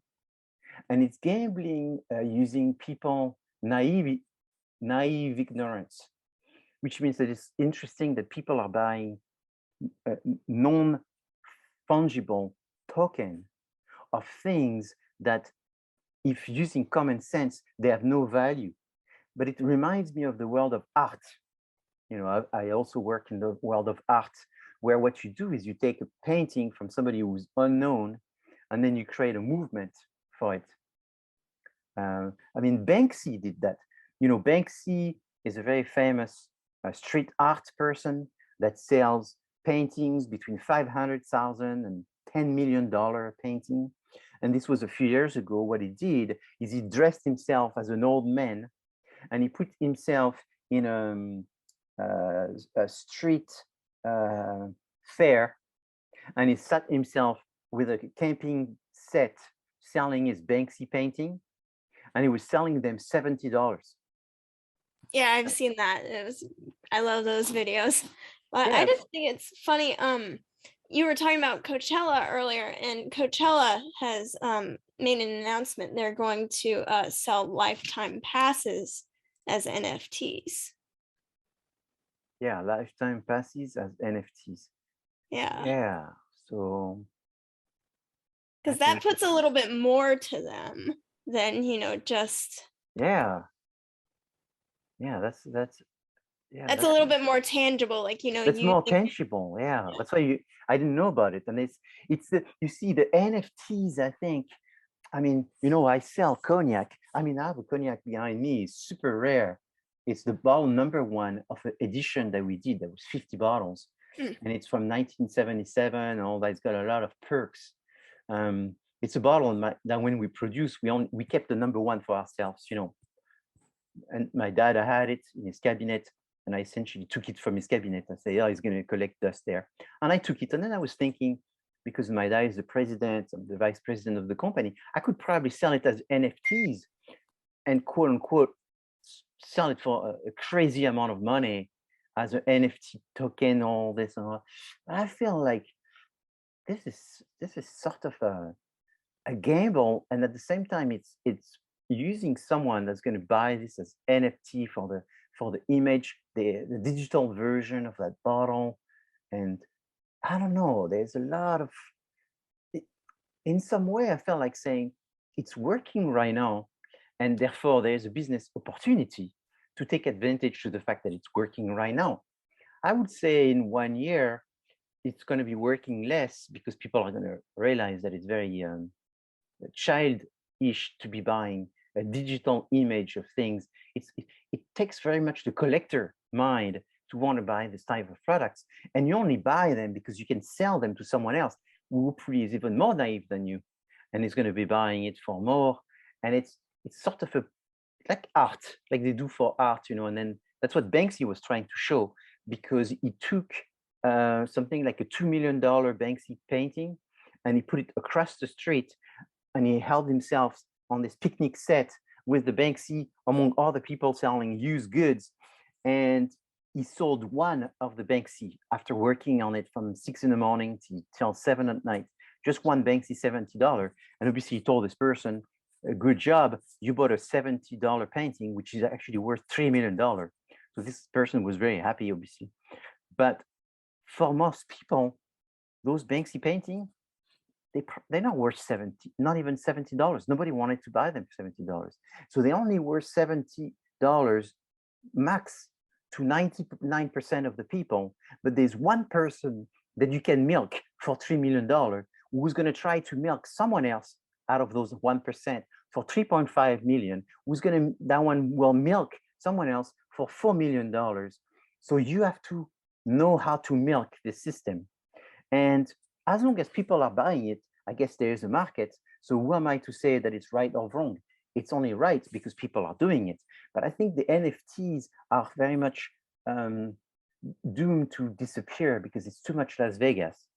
But I think trying to, and so that's a good example, trying to sell something that is really tangible, and it's really a good deal. And at the same time, it creates a fan base, it creates a solid base, and then these people have the possibility of selling it back. So you bought it when it was low, and it's very likely that the Coachella lifetime is going to keep going up just because of inflation or whatever. And people are going, yeah, that's brilliant. I like that. But that's the thing. And so what happens is most people only use 5% of their brain.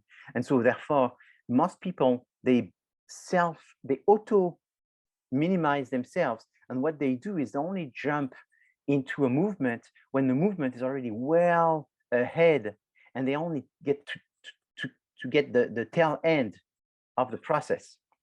So what you want is you want to be at the beginning of the process. You don't want to be at the end of the process. And that's why marketing is very good, because it trains you to constantly be at the beginning of the process. Or at least that's the way I'm going to teach you. And that's why I'm very strong on the concept of opportunity. Identifying opportunity. It's almost like, let's say this class was about oil, and I would teach you on how to find oil before anyone else, how to find gold before anyone else. And so I'm not teaching you to drill, I'm teaching you to find where it is first. So that's the concept of opportunity. So you look at the market, you are on your shoulder, on your head, your name is A2 Milk. What should they do next? Oh, could they use blockchain? Ooh, no, I'm interested. How could A2 Milk use blockchain? Well, blockchain is an opportunity because it's a new technology that can be used. How could they use it? Could that be in the opportunity section? Yes, but what do they need to do? Could the fact, what you will find out, I don't know if you already saw, but what's interesting about A2 Milk is they very much identified an opportunity, which is that most of the milk through the mass production has lost protein. And a lot of people therefore don't drink milk. So there's a threat. There's the people that are lactose intolerant. There's all kind, there's the human people that don't like the fact that cows are not well treated and they have hormones. The fact that when you get older, it's harder to digest milk, and so forth and so forth and so forth. And therefore, there's a lot of people that said, I love milk, I don't like milk anymore. And so what A2 Milk did is they found an opportunity, which is sort of medical, technological, biological thing, which is that if you pay attention when you make milk, the cows actually produce milk which has all the protein. I think it's the A3 protein. And therefore, with the A3 protein, is this issue of digestion is seriously minimized. The fact that you don't tolerate the milk is very minimized. And in fact, that then the milk becomes better for you. So I give you a bunch of strengths. I gave you a bunch of opportunities. And that's why I picked this company for this semester, because I think they sort of found the code, or at least one of the code, to bring back milk into people's breakfast, which you will find has sort of disappeared because of many things going against it. So an interesting project that is sort of, because I have experience, I'm picking project that I know students are going to have fun with it, and it's going to self-generate interest. What about you, Brian? I see that you've had your hand for a while up.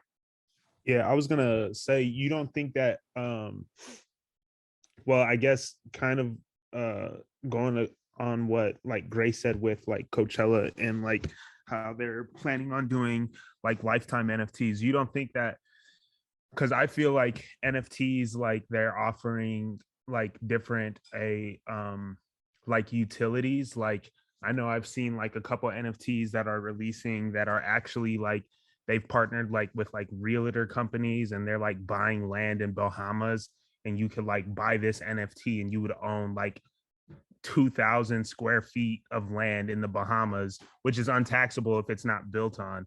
So like there's like a whole bunch of different projects that are obviously like bringing like different utility. I guess what I'm saying is like, as long as you're doing like the proper research and learning about the project per se and what they're doing as far as their blockchain technology, I think it's a calculated risk rather than a gamble. You know what I mean? Yeah, but when you think about it, what can people do out of land that they cannot build, that they know they own as a digital file?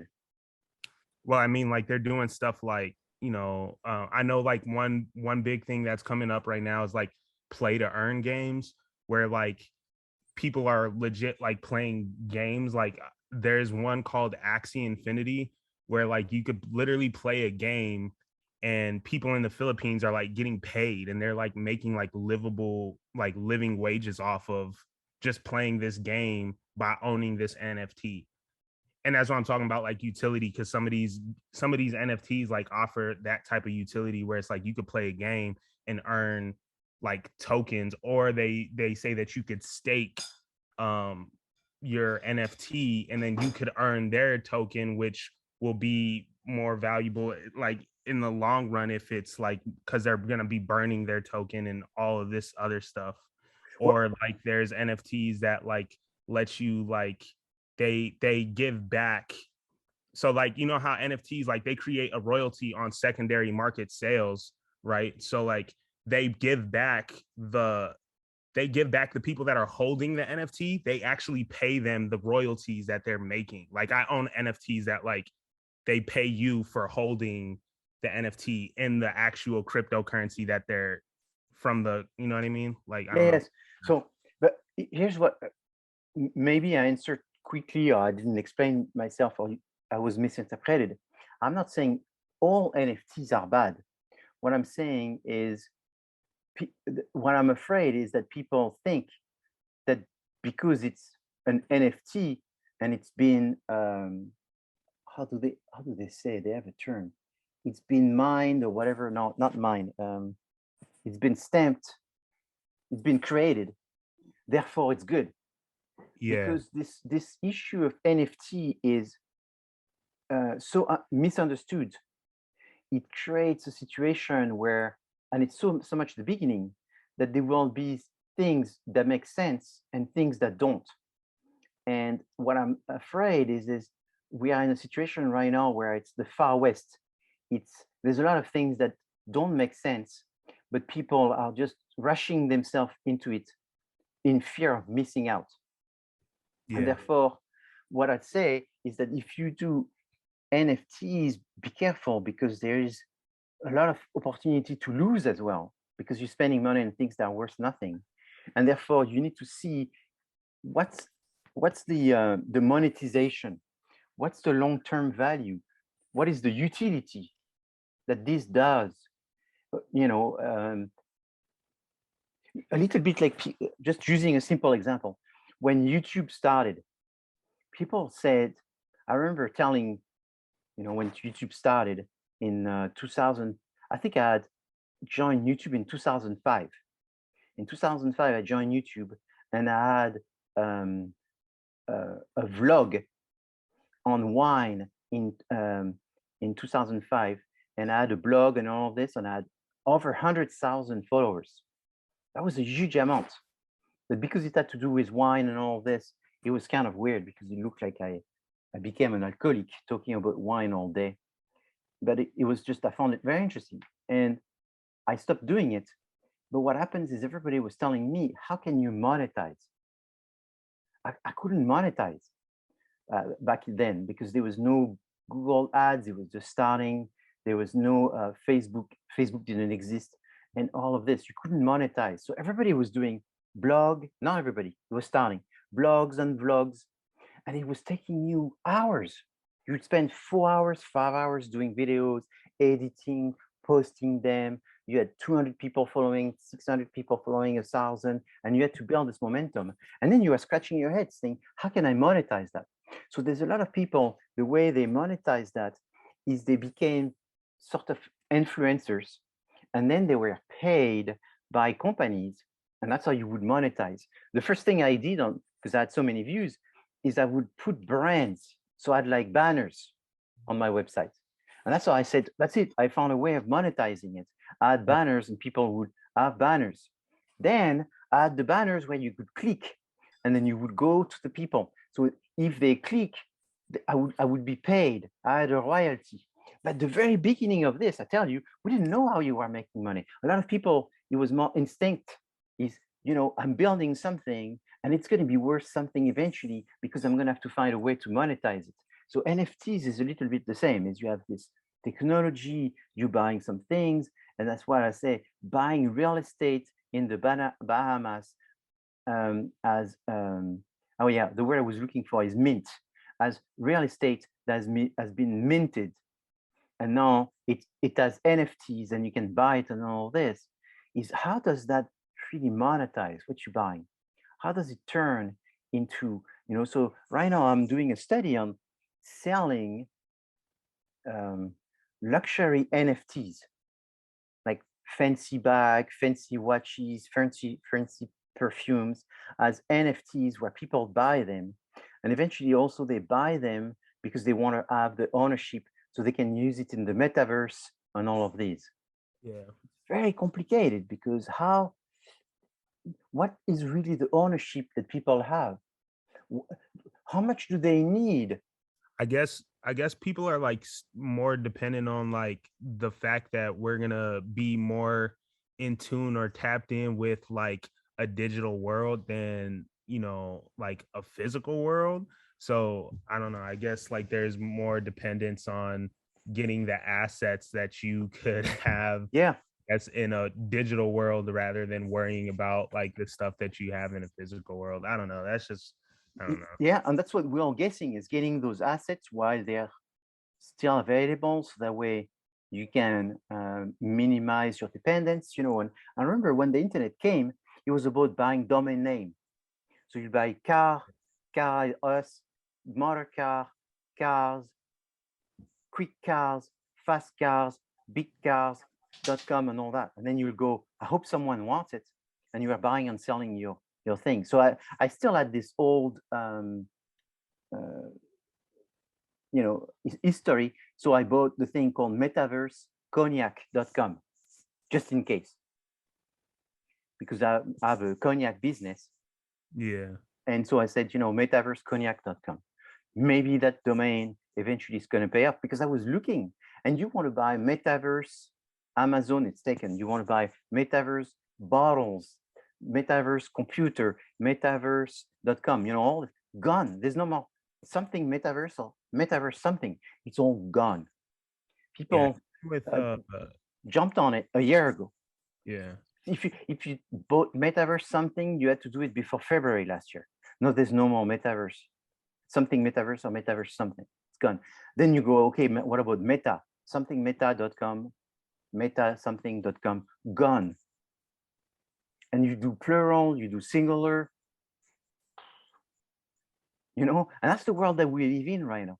Everyone is constantly looking for, because they go, it has happened, and it keeps happening. And so that's what I'm saying. NFTs, there's something about it because of the fact that it's connected to blockchain. And that's what makes NFTs interesting. I think it's the blockchain and the use of the blockchain. Yeah. And so, you know, and I'm sorry, I wish I could give you a super secret and make you all billionaires tomorrow by telling you exactly what to do.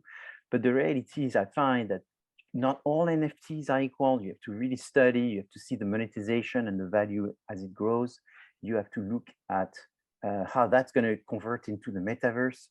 You have to see the metaverse is also an issue, because for the metaverse to work, you need 6G. So if you ask 2 years ago, nobody wanted 5G. And the 5G was installed during the confinement, which is kind of strange. During the confinement, right at the beginning of the pandemic, that's when they installed everywhere in the world the 5G network. so that was kind of strange that the governments took advantage of that period of worry of the coronavirus to install the metaverse. But now they need to install the 6G. It's not even 6G, I think it's 6.3G for the metaverse to work somewhat properly. Because it uses a lot of energy, so everybody goes in this and all that. So there is a lot of questions that are not answered. If you're interested to learn more about the metaverse, one of my recommendations is when Mark Zuckerberg launched Meta. If you go to YouTube, you put Meta, and then you look for Mark Zuckerberg video. It's kind of very strange. There's only 1 million people that watch the video, you know, of some of like an hour long, isn't it? Well, he's got a short one. He's got, but there's not that many.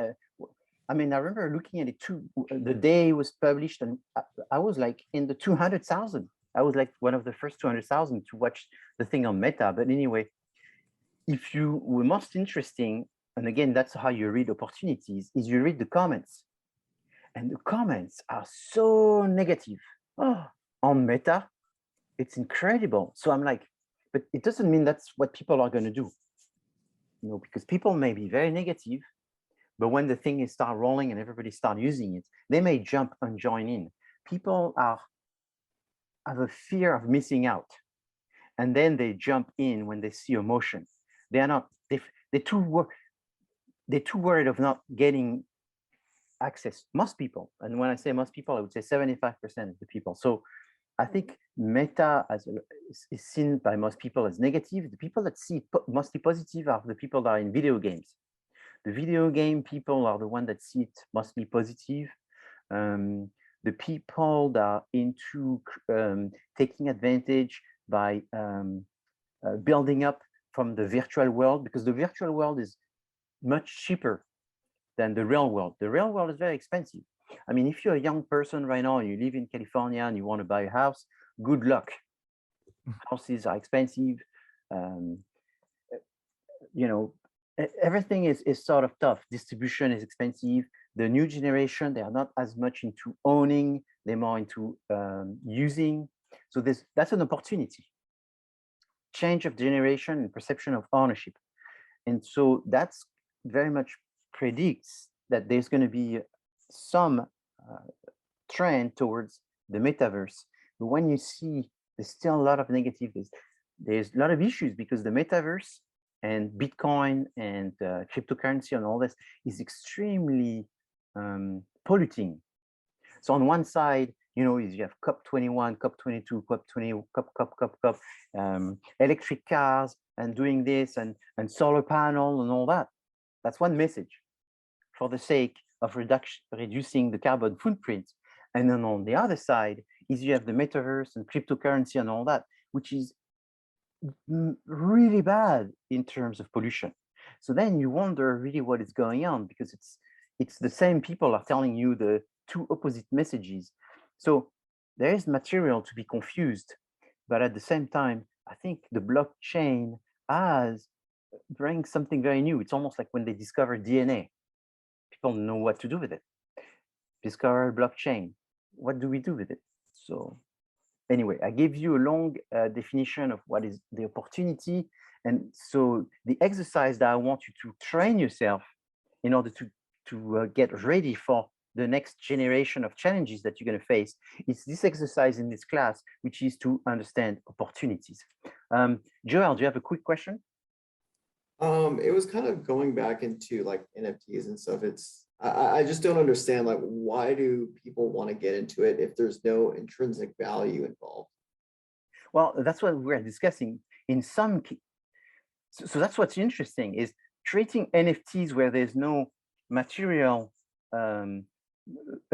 utility value that you can monetize to someone else is very questionable. However, some people are going to find ways of creating this value. That was great. That mentioned about Coachella selling lifetime tickets, entry tickets through NFTs.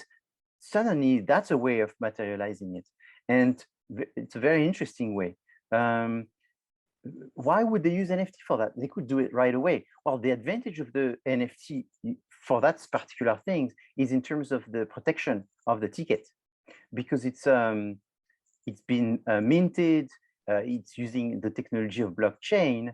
It allows you to have a true, authentic ticket that you can keep as a digital file. The problem with digital file is that with time, they lose, you can lose them. You can lose the password. You don't remember where you stored it. It's a little bit like digital pictures. I mean, I have digital pictures of my kids 10 years ago. Man, where are they? Oh, I took them in 10 years ago. So in 2012, which computer did I have in 2012? Which hard drive did I sell them into? And so if it was a paper picture, you'd say it's the same, maybe worse. It's true. But the fact that it was material, it's in the box somewhere versus it's inside some kind of digital recipient. And this digital recipient works with that software called blah, blah, blah. But that software, I don't have it anymore. So there's some issues with digital memory and digital savings and file and all that. It's exciting and at the same time a little bit frightening, I think. So thank you for your question. Thank you. All right, I see it's 6:44. Thank you for all your questions. Thank you for these discussions. I try to infuse as much information as I can, but now what you need to do is grab your group, grab a Google Doc, look at the samples, think about the SWOT, start doing some research. So I'll talk next week about research and strategies and the environment and how all of this is combined together in order. But you need to have the curiosity to go look at the samples. The sooner you go look at the samples, the sooner you start talking to your team member about what you think are the opportunities. You may not know what are the opportunities, but just start discussing, start thinking about the strengths and weaknesses of A2 milk is not that complicated to start working on. So start at least looking at SW as soon as possible. We will have a teaching assistant helping in this class. However, the administration is still working on hiring this person. So the sooner, the better, because this is someone that will be able to help you. Okay, so, I'm sorry if I didn't answer all the questions in the chat, but I can see that there was a lot of discussion going on, and that's exciting. Great job. It's wonderful. Like I said, I want you to learn. I want you to discover this world of marketing and how it's going to be impactful in your way and how you can use it for your own growth as a business person. All right. Have a good week. Professor, can I just ask you something quickly? Yes. Thank you, Professor. Thank you. What chapter should I have read by the next? So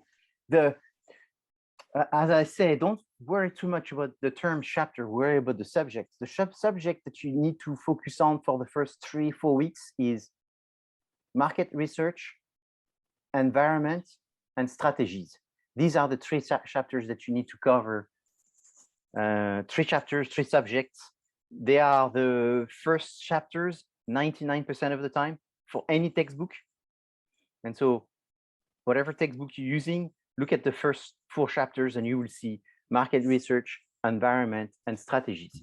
And that's what you need to read right now in order to understand all the things that I'm talking about. Otherwise, you're going to not benefit as much. Got it. Thank you.